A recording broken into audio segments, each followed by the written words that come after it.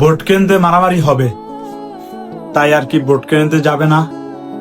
বাংলাদেশের সবচেয়ে বড় প্রধানমন্ত্রী আমাদের লিডার খায়রুল দেওয়ান। আগে জানতাম কি হয়তো কর্মীরাই মনে হয় মাইরে ডরায়, এখন দেখি না দেশের বড় বড় নেতারাও মাইরে ডরায়। আবাগম প্রধানমন্ত্রী ভোট কেন্দ্রে যাবে না, এবার ভোটও দিব না। তো নেতার ভিডিওটা দেখেন, নেতা গভীর রাতে কি গোপন লাইভ করছে। আসসালামু আলাইকুম সুপ্রিয় দেশবাসী।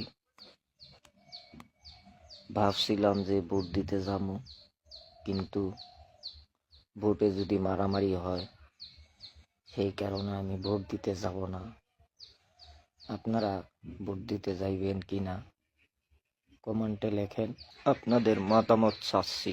সবার মতামত কিন্তু জানায়েন, নেতা জানাইতে কইছে। নেতা আপনি যেহেতু যাইবেন না, আমিও যাবো না।